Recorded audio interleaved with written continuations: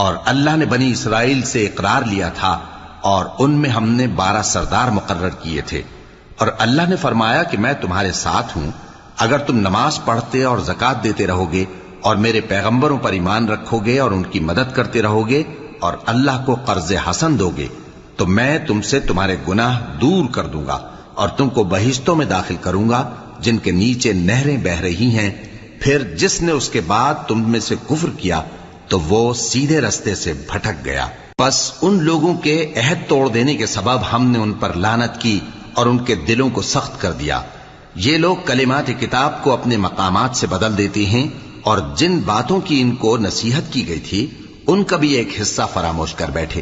اور تھوڑے آدمیوں کے سوا ہمیشہ تم ان کی ایک نہ ایک خیانت کی خبر پاتے رہتے ہو، سو انہیں معاف رکھو اور ان سے درگزر کرو۔ اللہ احسان کرنے والوں کو دوست رکھتا ہے۔